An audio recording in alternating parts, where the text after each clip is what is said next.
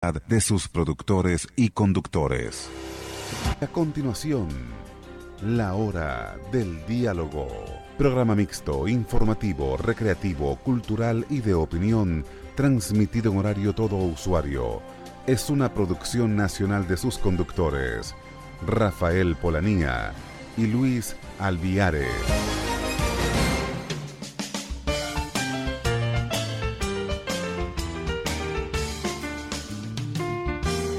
Sintonía 1420 AM presenta La Hora del Diálogo con Luis Alviares y Rafael Polanía.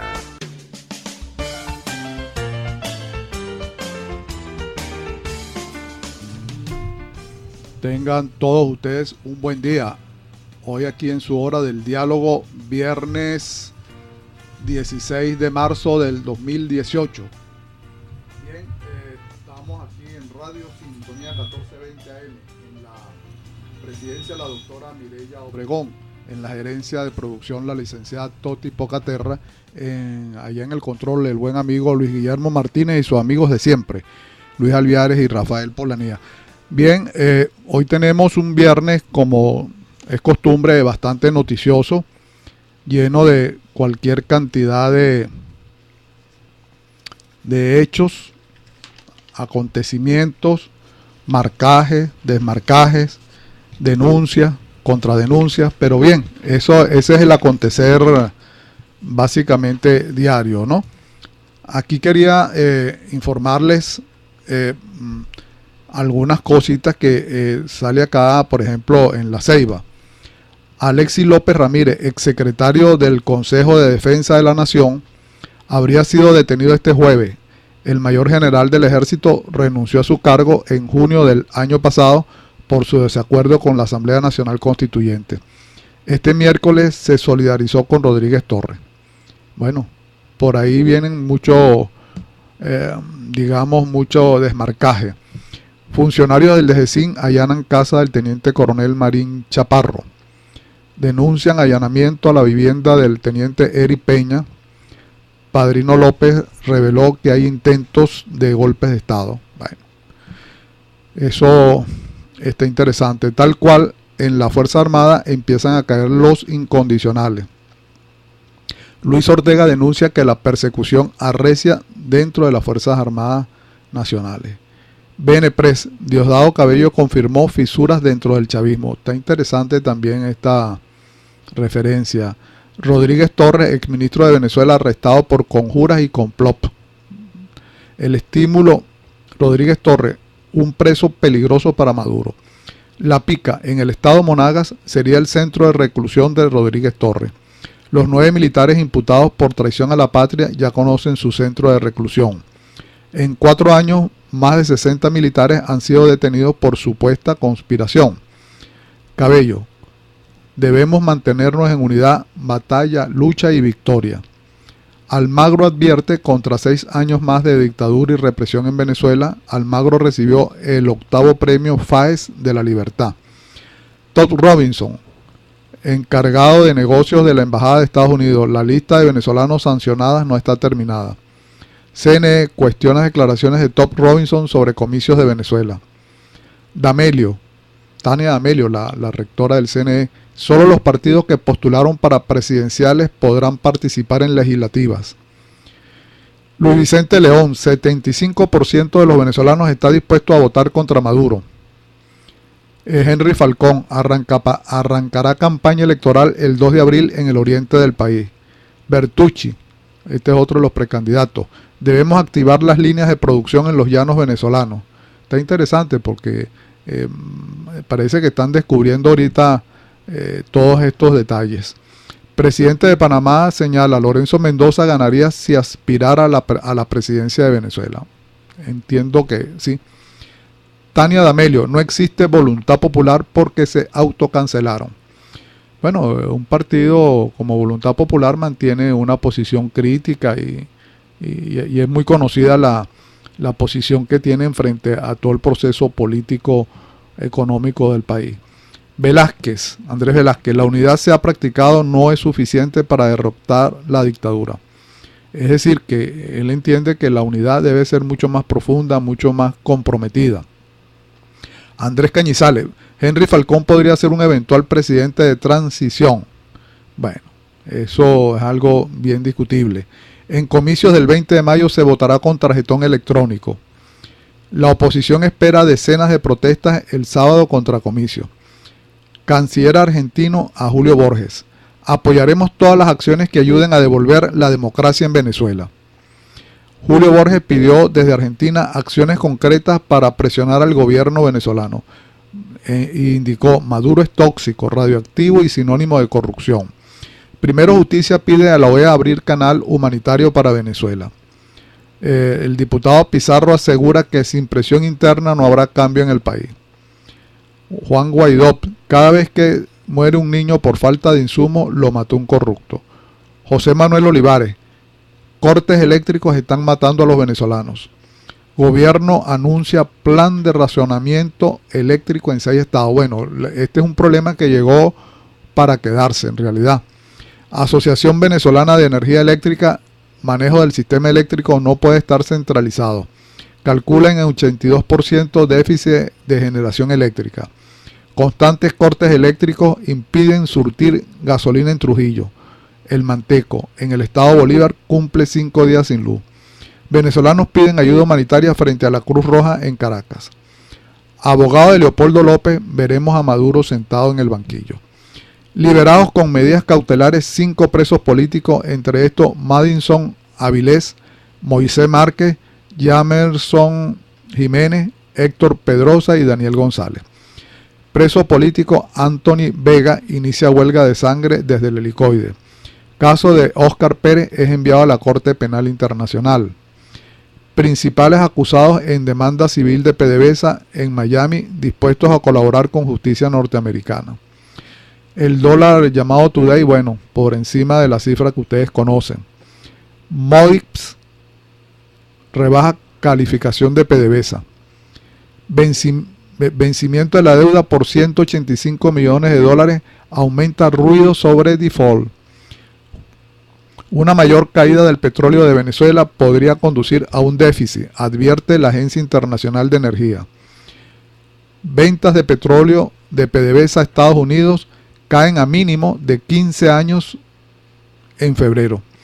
Fedecámaras, entre 70 y 80% de empresas aún no abren sus puertas. Producción nacional no llega al 15%. Esto es algo bien calamitoso porque esto implica también mucho desempleo. Gobierno bolivariano acelera la devaluación sin poder atajar la inflación. Bloomberg, Singapur es la ciudad más cara del mundo, seguida de París y Zúrich, empatadas en segundo lugar según el último reporte de The Economics Intelligence Unit. Caracas es la segunda ciudad más barata del mundo. Bueno, sí, pues aquí tenemos una hiperinflación, pero el que llega aquí con dólares o euros, el país le es extremadamente económico. CENIAT extendió plazos para el pago del impuesto sobre la renta hasta el 2 de abril. Este viernes se realizará la 6ª subasta del DICON.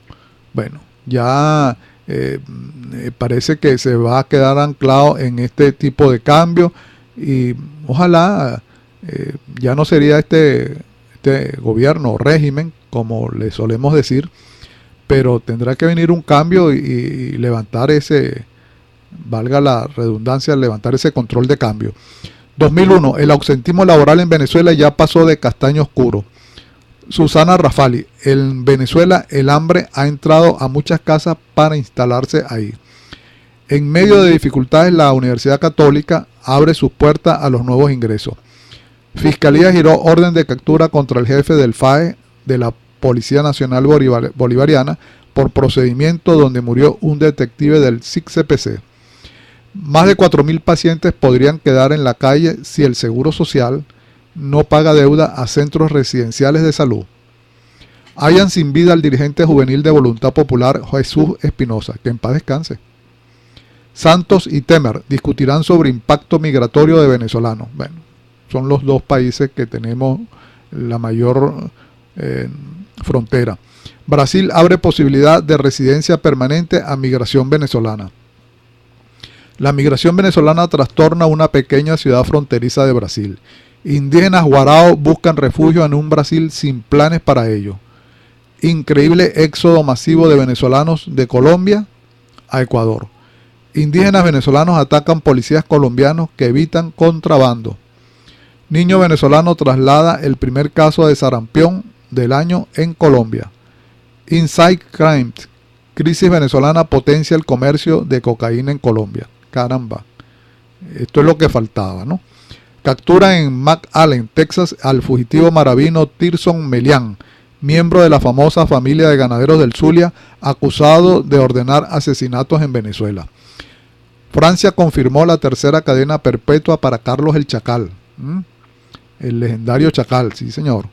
Carlos el Chacal se negó a asistir a su juicio en protesta por sufrir agresiones. Gobierno de Colombia y el Ejército de Liberación Nacional acuerdan seguir negociando hasta el 18 de mayo. Bueno, es el último grupo armado que queda en la República Hermana de Colombia, con la posibilidad de que puedan terminar de negociar la paz. Consejo Empresarial de América Latina, comicio de 2018 son una oportunidad para nuevas políticas en Latinoamérica. Consejo Electoral Colombiano evaluará uso de dineros de la FARC durante campaña. Congreso peruano debatirá destitución de Kuczynski el 22 de marzo.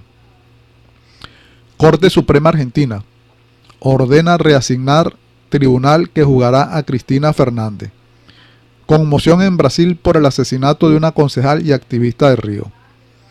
Trump despide al asesor de seguridad nacional según The Washington Post. Estados Unidos dice que marcha de Tillerson no afectará el encuentro entre Trump y Kim Jong-un, el famoso presidente tirano allá en Corea del Norte. Estados Unidos vuelve a sancionar a Rusia por su intento de injerencia en elecciones. Estados Unidos no descarta sancionar a Rusia por el envenenamiento del espía Skripal. Esto es lo que pasó allá en el Reino Unido, ¿no? Autoridades confirman 4 muertes en el puente derrumbado en Miami. Puente que se cayó y lamentablemente hubo algunos muertos allí.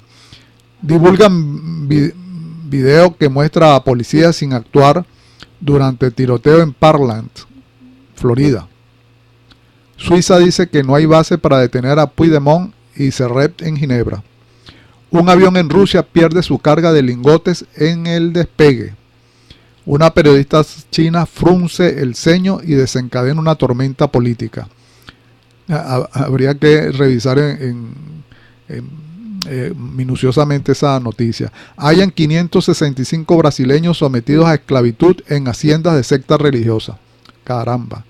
Expresidenta de Costa Rica, Laura Chinchilla, es elegida como vicepresidenta del Club de Madrid. La reina Isabel da su consentimiento al matrimonio de Harry y Meghan Markle. La Unión Europea y Estados Unidos se reunirán la próxima semana para hablar de aranceles al acero y al aluminio. Eso ha traído disputas entre ambos, la Unión Europea y los Estados Unidos. Bloomberg. Goldman Sachs dice que aprendió de la reacción contra la operación de compra de los bonos del hambre de Venezuela. Standard & Poor's 0.08, la Dow Jones 0.47 y la Nasdaq 0.20%. Bien, esas son las cifras que dan. Organización Miss Venezuela se desmarca del escándalo de las Petromises.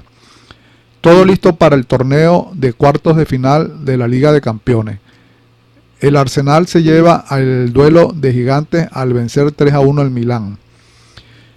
Dani Vázquez, mi caso está cerrado por no sé con qué intención publicaron las imágenes. Ese es un escándalo que había por ahí. El Rey, Leo, Messi deslumbra a 3 meses del Mundial de Rusia. Messi, 100 goles en Champions, en menos partidos que Cristiano. La Bayern de Múnich podría coronarse este domingo en Bundesliga. Xabi Alonso podría ocupar más de 8 años de prisión por fraude. La Venus de Williams avanzó a semifinales del Indian Wells. Del Potro remontó duelo de argentinos y pasó a cuartos de Indian Wells. baloncesto de Venezuela es amenazada con exclusión internacional. Bien, estimado radio escuchas de la hora del diálogo, he querido tener estos minutos dándole algunos tips porque entendemos que a veces estamos en el tráfico, estamos en la casa o en alguna otra parte y no podemos leer la noticia a profundidad, pero en todo caso sí sabemos que hay algunos tips por ahí para tener por lo menos la información. Bien, una de las noticias que está saliendo con mucha fuerza y es por la connotación que tiene, es el caso del el general Rodríguez Torres. El exministro de Interiores y Justicia, Miguel Rodríguez Torres, fue presentado el miércoles pasado ante el Tribunal Militar Tercero de Control con sede en Caracas, donde le imputaron delitos contemplados en el Código de Justicia Militar, dijeron fuentes castrenses. Rodríguez Torres fue detenido el pasado martes en el Hotel President. Lo recluyeron en la Dirección de Contrainteligencia Militar venezolana de televisión. Dijo que estaba requerido por la justicia al estar incurso en acciones contra la paz. Bien, esto es importante puesto que hay, digamos, como varios grupos que están dentro del oficialismo. Y este señor o este general indudablemente era parte o fue parte del equipo no solamente del extinto presidente Chávez, sino también del actual, ocupó cargos con él. Y bueno, que hoy en día esté señalado de la manera que está, significa que hay como una especie de purga hacia adentro del mundo castrense. Y esto también nos lleva a ver o revisar lo que pasa con el otro general que también está en condiciones de reclusión. Nos referimos a Baduel y otros oficiales más digamos, de los cuadros medios de la institución armada y esto es una reflexión, lo que está pasando adentro. Por cierto que esto lo que hace es corroborar un poco lo que han venido señalando algunos, que la Fuerza Armada no está exenta de todo lo que de alguna u otra manera tenemos todos los ciudadanos que vivimos en este país en cuanto a la hiperinflación, inseguridad, etcétera. Y bueno, si no tienen satisfechas esas necesidades, que suponemos que no, al menos que la alta dirigencia de esa institución, bueno,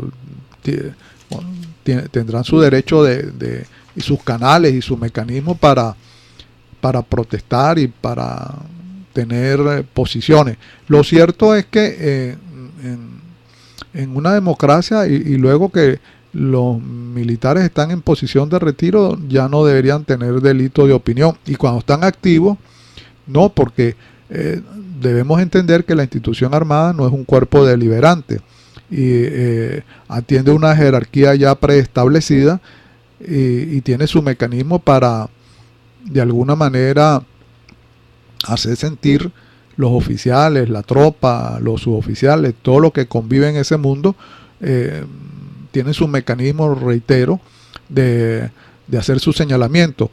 Pero cuando se quieren meter a hacer política, deben colgar el uniforme y dedicarse a lo otro. Lo que sí entendemos que es incompatible es hacer política y estar dentro del uniforme. Sobre todo porque, y esto hay que señalarlo, como todos sabemos, las Fuerzas Armadas están llamadas a mantener el orden, respetar la Constitución y ser responsables con lo que la nación o la república les dio, que es el monopolio de las armas y de la defensa. Y bueno, por eso es que esto de llevar la política a los cuarteles y tal, trae al final, más tarde que temprano, todo este tipo de inconvenientes. Pero bien, eso es lo que está pasando. Por aquí el señor Henry Falcón dice que iniciará campaña en el oriente del país. El candidato presidencial reconoció que la abstención es su adversario y desafío más grande de cara a las elecciones del 20 de mayo. Detalló que seguirá su recorrido por Falcón, Zulia y Lara. Bien, pero es que el caso de Henry es algo bien emblemático. Él dice que estaba con la oposición y luego, bueno, él tiene derecho de pensar como crea conveniente. Lo único es que él estaba para el lado de acá de la Mesa de la Unidad y la Mesa de la Unidad tomó una decisión política de no participar, puesto que no hay condiciones electorales para tal efecto, entre otras razones, bueno, el problema del REP, el apuramiento. Es más, estas elecciones del 20 de mayo suponen no solamente las presidenciales, ahí metieron a troche y moche las elecciones para concejales, las elecciones para diputados regionales y todo esto en tiempo récord. Y además, ya es harto sabido que el CNE se comporta como una oficina electoral del oficialismo. Y eso, al ser así, desdibuja totalmente las condiciones para participar en un evento electoral. Además, hay un detalle que siempre decimos, aparte que fueron elecciones promovidas y convocadas por la inconstitucional Asamblea Nacional Constituyente, algunos le llaman Constituyente Cubana, está también el hecho que han comprimido todos los lapsos y la misma ley señala que hay que convocarse las elecciones con 6 meses de anticipación. ¿Y qué puede pasar eventualmente? Supongamos que pierde el señor Maduro las elecciones. Vamos a hacer ese ejercicio de suposición. Y gana el señor Henry Falcón. Bien, va a estar hasta enero del próximo año, que de acuerdo a la Constitución que sigue vigente, asumir el cargo de presidente. O sea que todos estos 8 meses va a pasar un presidente electo y otro en ejercicio. ¿Cómo es eso? Entonces, son toda una cantidad de incongruencias que es necesario tenerlas pendientes, porque la nación se tiene que manejar con principios y con ética y de acuerdo a la ley, porque lo contrario sería dar, digamos, una vuelta hacia todo lo que establece el ordenamiento jurídico y nos vamos a perder por ese camino. Bueno, pero creo que vamos un momentico, unos mensajes comerciales y regresamos. Desde Caracas, para toda el área metropolitana y el estado Miranda, transmite Radio Sintonía 1420 AM. A continuación, Publicidad. ¿Problemas para comprar ropa y eres talla grande? Tu tienda Belleza Excesiva tiene la solución. Confeccionamos y diseñamos ropa exclusiva para damas talla plus. Hermosa, de colores vivos y a la moda. Visítanos en el Mercado Municipal de San Martín. Zona 6, Pasillo 3, locales 123 y 124. De martes a domingo, de 9 de la mañana a 3 de la tarde. Síguenos por Instagram y Facebook, @Belleza Excesiva, marca oficial del concurso Belleza Plus Venezuela. Porque tu talla no define tu belleza. La salud es muy importante para nosotros, por eso debemos estar en buenas manos. En Especialidades Médicas Riveras ofrecemos los mejores servicios en medicina interna, cardiología, ginecobstetra, pediatría, laboratorio y mucho más. También ofrecemos diversos ecosonogramas como mamarios, tiroideo, eco 3D, entre otros. Además, contamos con la técnica más avanzada en rejuvenecimiento facial con plasma rico en plaquetas. Ubícanos en Avenida San Martín, Centro Comercial Maracaibo, mezanina número 17, o contáctanos al 0212-482-8821, 462-8829 y serás atendido por sus propios dueños, doctora Egilde Rivero y doctor René Rivera, porque tu salud debe estar en buenas manos. En esta Semana Mayor, Repuestos Galvi le desea lo mejor y mucha alerta en la vía, amigo conductor. Repuestos Galvis, accesorios, coronas y piñón. Sector Bellavista subiendo por el centro logístico CAN TV. Teléfono 443-2787 y feliz Semana Santa. En esta Semana Santa, venga al Guaraira Repano y conozca el pueblo de Galipán, un refugio natural entre el cielo y el mar. un pueblo rico en historia y leyendas. Allí está la Posada de Teresa, con amplias y cómodas habitaciones, vista al mar en un ambiente familiar, comida criolla, música en vivo y la atención de Teresa y sus muchachos. Reserve a través del teléfono 395-7801 y el 0416-824-8639. Si estás listo para emprender tu viaje de placer, revisa tu vehículo y lleva las herramientas necesarias. Y en nombre de EUDE y el personal del frigorífico Altos de Apure, feliz viaje y un regreso feliz. Frigorífico Altos de Apure, aves, carnes y charcutería. Avenida Francisco de Miranda, Residencia en la California, teléfono 271-7422. Allá viene Carmen, cargada de pollos frescos y de primera. En Inversiones Pollo Santa Fe, encuentra el pollo que busca usted.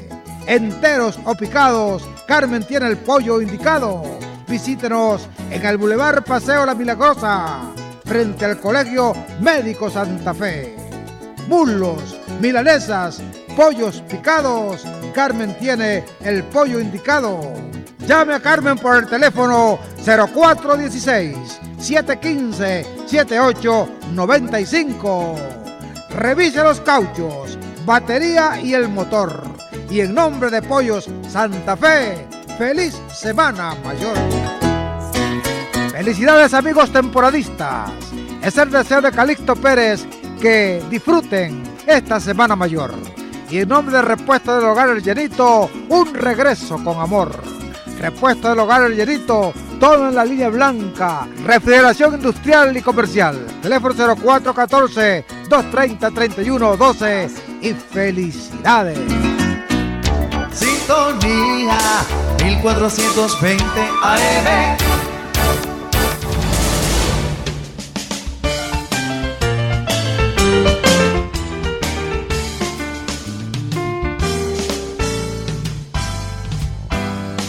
Bueno, seguimos acá en Radio Sintonía 1420 AM, la emisora que se oye porque se oye. Estamos en la página web sintonía1420.com. Hoy viernes 16 de marzo del 2018. Bien, aquí está una noticia que entiendo que es interesante, porque aparte del problema con el efectivo que no se consigue, etcétera, viene el nuevo billete de 100.000 bolívares.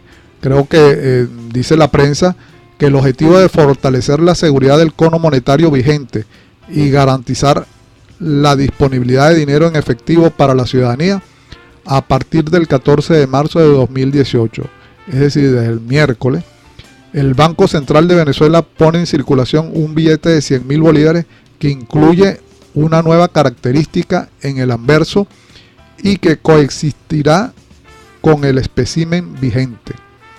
En primer lugar, tiene una marca de agua con la nueva imagen del Libertador con electrotipo del Banco Central. Se observan con nitidez el contraste del billete con la luz. Es importante destacar que el billete posee la combinación de la impresión sin relieve, denominación en texto, fecha y firma. Además tiene dos círculos sensibles al tacto que permiten a las personas con discapacidad visual reconocer la denominación de la especie monetaria. Bien, este es un tema bien recurrente e importante, puesto que, como todos sabemos, inclusive la historia del billete no es el 100.000, sino de 100, fue diferido como unas 5 o 6 veces. Siempre le anuncian la muerte, pero sigue ahí.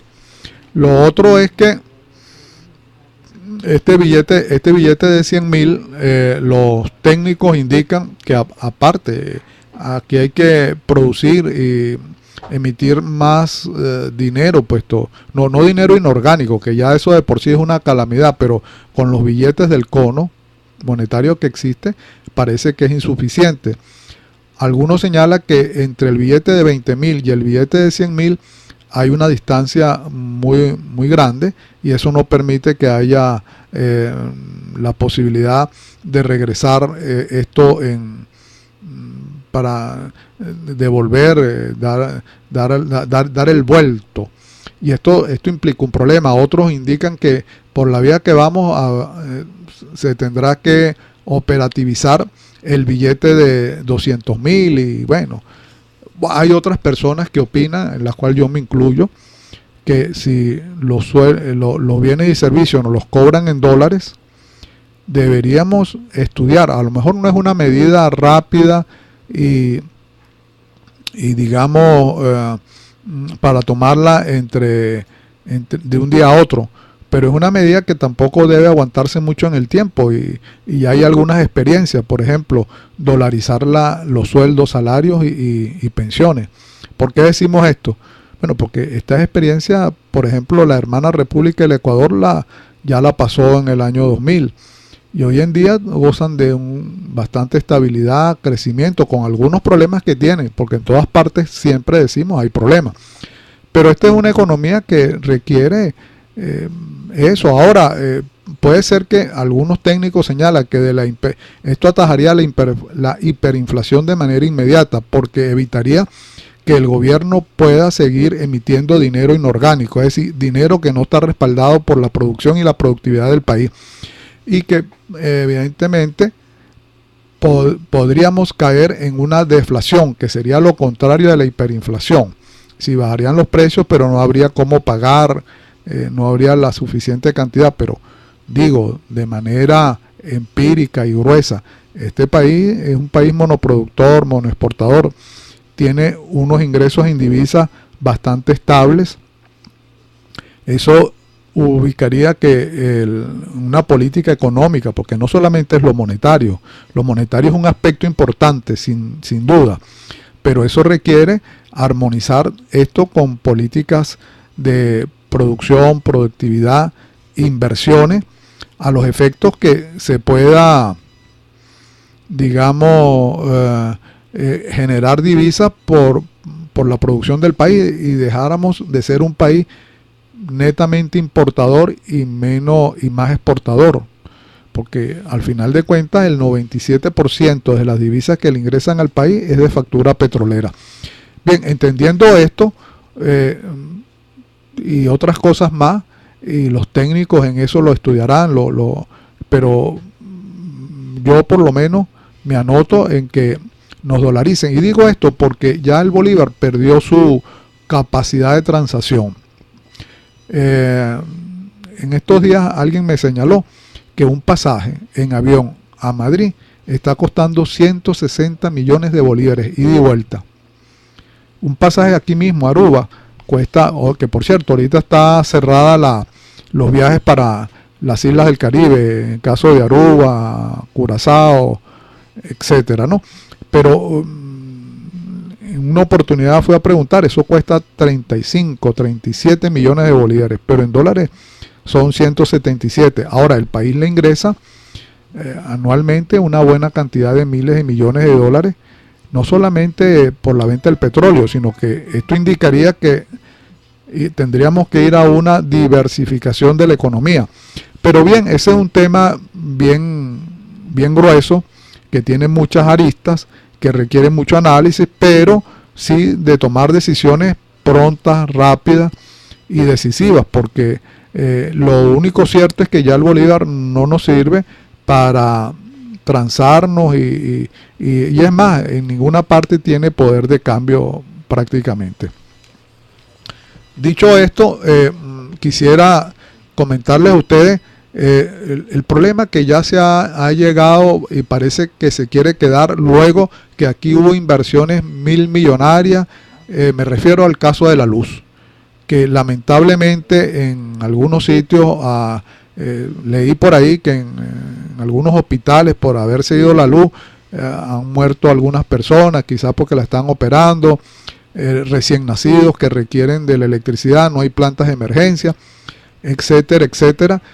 Y por esa vía, después que ahí se invirtió no sé cuánta cantidad de miles de millones, bueno, de dólares, tenemos un resultado que si no lo explicamos por la vía de las corruptelas y del saqueo, no lo podemos entender. Bueno, este jueves Corpoelec activó un plan de administración de carga en 6 estados del país para enfrentar la disminución de los niveles de agua en las represas del sur-occidente, que han ocasionado la merma de la capacidad de generación de electricidad. El plan de racionamiento será en Apure, Barinas, Mérida, Portuguesa, Táchira y Trujillo, y durará 4 horas por día aproximadamente, según se reporta en las cuentas de Twitter de Corpoelec en cada una de estas regiones y en la del ministro de Energía Eléctrica, Luis Mota Domínguez. Por cierto, un señor que es general de, entiendo que creo, si no me equivoco, de la Guardia Nacional.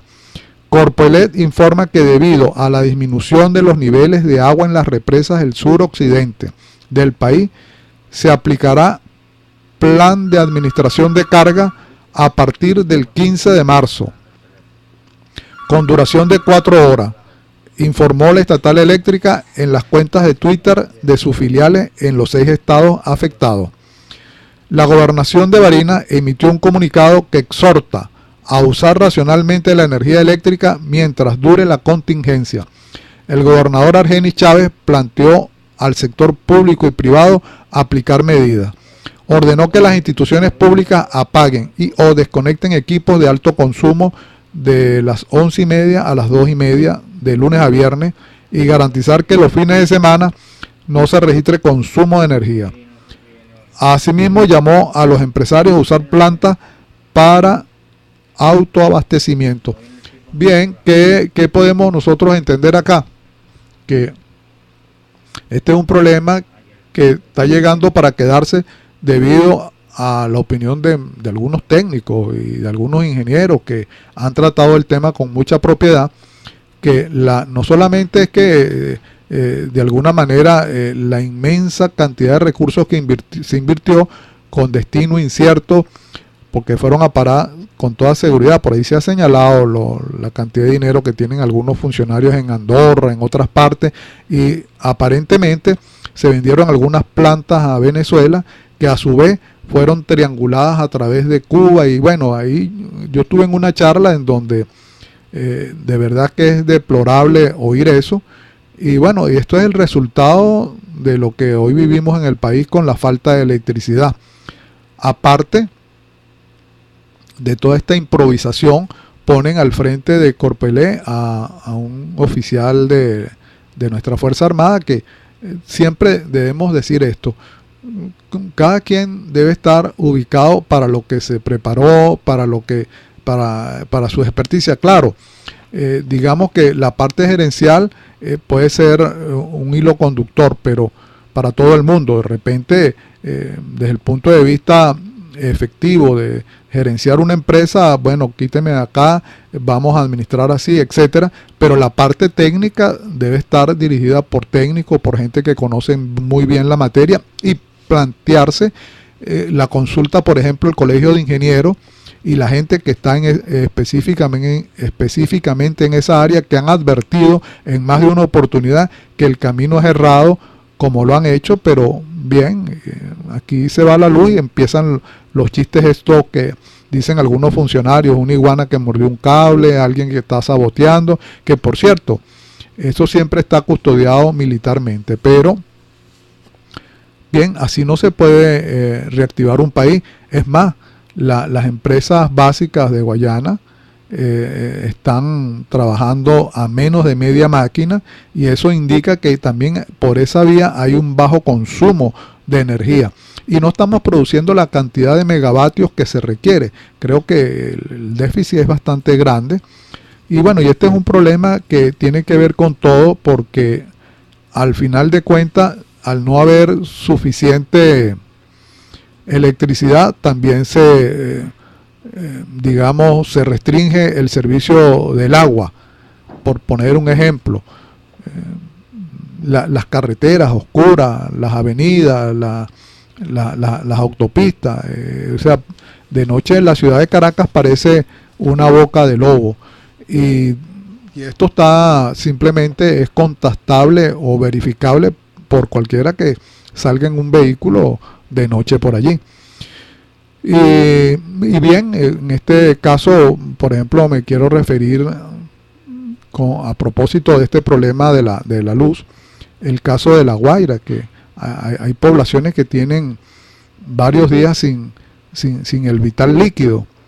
Y aquí mismo, al frente de nuestras costas, por el lado de Falcón, la isla de Aruba tiene agua las 24 horas del día, los 365 días del año, y es un agua potable, tratada bacteriológicamente, y la gente puede tomar del chorro el agua y no tiene problemas de alguna enfermedad o algo de esto, porque es un agua tratada.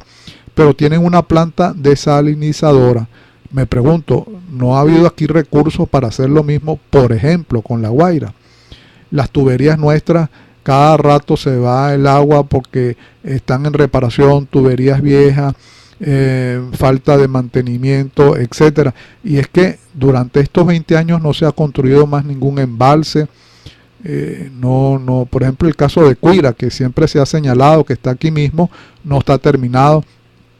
Y por esa vía nos podemos ir a otros temas, pero definitivamente pues ha habido una gran desidia, una falta de controles con la gente que maneja los recursos del Estado. Consideramos que esto debe tener, y por eso es que es necesario en democracia el cambio político, porque cuando un equipo, ese es como, aunque no sé si la comparación la pueda calzar muy bien, pero ese como un equipo de béisbol, digamos, el pitcher tuvo inconveniente ya a partir del tercer inning, cuarto inning dejó envasar y luego se dejó meter algunas carreras por base por bola, etcétera. Bueno, el manager decide cambiar al pitcher, relevarlo para refrescar el juego y por supuesto tener la posibilidad de ganarlo, ¿no? Asimismo, si nosotros después de casi 20 años que tienen estos señores en el gobierno efectivo, estos son los resultados, es natural y evidente que necesitamos un cambio, con lo cual podamos nosotros establecer una mejor posibilidad, porque siempre se puede estar peor, aunque esto es algo digamos demasiado evidente, ¿no?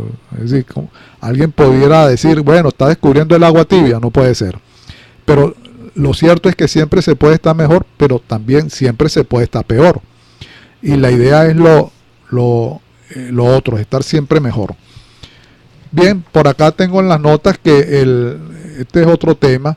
Expanden el plan Chamba Juvenil. Según hasta ahora van 879.841 muchachos incluidos. Aspiran llegar al 1.000.000 de jóvenes incorporados. Bien, la idea no es mala, porque una de las cosas es que tengan trabajo, pero un trabajo que sea productivo. Un trabajo que no sea simplemente para como supernumerarios, llenar ahí una vacante. No, la idea es, a mi entender, en esto involucrar a la industria. Lo que pasa es que aquí todo eso está caído, pero la mano de obra calificada es importantísima, porque eso lo hacía el INSE de alguna manera, pero debe haber otros organismos que tengan la misma función y compitan en calidad. Y digo esto porque inclusive el INSES, como le dicen ahora, el Instituto Nacional de Cooperación Educativa Socialista, eso es como la policía ni es socialista ni es capitalista, el mecanismo del trabajo es de trabajo, y es preparar esa juventud, pero ligado con el proceso productivo. No hacemos nada con estar preparando unas personas que no tengan vinculación con el campo de trabajo. Y por eso es que creemos que el empleo, al igual que la educación, es muy importante. Pero estos señores se han encargado de hacer un paralelismo en todo. Crearon misiones. Pero las misiones, cuando la están creando, está, digamos, actuando paralelamente a lo que hay, que es el Ministerio de Educación, las escuelas técnicas, las universidades, etcétera. Y por ese camino simplemente lo que están es manteniendo una burocracia adicional. Es como PDVSA. Yo estaba en una charla sobre Venezuela energética y decía el señor que es secretario sindical de PDVSA, creo que de Amuay, Iván Freite, señalaba que cuando estos señores llegaron al ejercicio del poder, había alrededor de unos 30.000 o algo así de empleados. Hoy en día hay 111.000. De eso casi el 50% son bachilleres, gente que no tiene la primaria completa, un grupo reducido de técnicos, TCU, otro grupo son profesionales universitarios y otro grupo aún más pequeño con estudios de posgrado, etcétera, y entonces una cupulita que se reduce y esa es una actividad altamente tecnificada y requiere sí mano de obra indudablemente, pero mano de obra bien calificada. Ahora, ahí en la nómina nos mostraba el secretario sindical de PDVSA, Iván Freite, que hay una gran cantidad de personas que cobran y no cumplen ninguna función dentro de esa empresa, y por eso se explica en alguna medida el descalabro que hay en la empresa, que ha bajado su producción. Cuando ellos llegaron había una producción de 3 millones y algo. Ahorita señalan algunos técnicos que la producción está básicamente en 1.4, 1.3 millones. Y de eso casi la mitad está comprometida con pagos, que ese es otro tema muy importante, con los convenios con China, con el uno, con el otro. Es decir, es una empresa que fue manejada a troche y moche y es la empresa que genera nada más y nada menos que el 97% de las divisas que ingresan al país. Recordemos que nosotros somos en los actuales momentos un país solamente monoproductor y monoexportador de petróleo crudo, porque este otro tema, las refinerías están afuera, la capacidad de refinar y sacar productos aquí es limitada, y eso explica, entre otras razones, no es la única, el alto precio que eso tiene incidencia en el transporte, con los lubricantes, etcétera, etcétera. De tal manera que es importantísimo, digamos, dar un golpe de timón frente a todo este descalabro y esta calamidad social, ¿no? Y sobre todo en una industria tan importante. Yo personalmente me inscribo en la tesis que el petróleo es un negocio y como tal hay que tratarlo, y en mi modesta opinión creo que todo esto debe privatizarse, Sidor, Guayana, y deben dolarizar el país. Al final de cuentas, el Estado lo que tiene es una función social. El Estado debe ocuparse de salud, seguridad, educación y por supuesto que tiene un papel de control social, pero un control social en el entendido que pone pautas, pone normas. Aquí, por ejemplo, las universidades tienen que estar vinculadas con el proceso productivo. No podemos tener universidades que estén alejadas del proceso productivo del país, porque no cumplen ninguna función. Entonces, por esa vía debe haber mucha reforma y, digamos, una gran capacidad gerencial, y el país lo que requiere es que lo veamos como una empresa que se logre gerenciar y logremos que los ciudadanos que vivimos en este bello país tengamos un estándar de vida superior al que tenemos actualmente, que estamos a la cola de los demás países. Y no es porque no haya recursos, aquí ha habido recursos, ha habido oportunidades, pero como malamente, pues desgraciadamente han sido desaprovechadas. Bien, yo quería hacer todas estas reflexiones, estas conversaciones en su hora del diálogo con ustedes, porque creo que es lo que está ahorita sobre el tapete, y quería comentarles una noticia, porque el tiempo se nos viene encima, que Venezuela tildó de irresponsables expresiones del alto comisionado Zeid Ra'ad al-Hussein, el cual señaló que las elecciones del 20 de mayo no cumplen con condiciones mínimas y expresó el gobierno que ese es injerencismo. La nota por parte de Venezuela fue entregada ante la oficina de la ONU con sede en Ginebra, Suiza. Bueno, pero a mí me viene a la mente, cuando aquí hablan de injerencismo, entonces ¿cómo queda el caso cubano? las banderas que levantaban en los cuarteles, las declaraciones de Raúl Castro, que en una oportunidad dijo que Venezuela y Cuba era la misma cosa. El señor Daniel Ortega vino para acá y habló y criticó, y eso no, para eso sí no hay nada. Lo que pasó con el señor Zelaya allá en Honduras, lo que pasó con el señor Lugo allá en Paraguay, en fin, el tema es muy grande. Pero bien, estimados radioescuchas, en esta hora del diálogo he querido pues aprovechar esta hora para conversar con ustedes, llevar algunos tips noticiosos, algunos comentarios, y bien, siempre lo hacemos con el mayor cariño, con el mayor gusto y con la mayor dedicación. No me queda nada sino decirles y desearles que tengan un feliz fin de semana. Nos seguimos oyendo y viendo por este mismo canal de Radio Sintonía 1420 AM. En la presidencia, la doctora Mireya Obregón. En la gerencia de producción, la licenciada Toti Pocaterra. En el control, el buen amigo Luis Guillermo Martínez y sus amigos de siempre, Luis Alviares y Rafael Polanía. Tengan todos ustedes un buen día y un feliz fin de semana. Saludos y abrazos.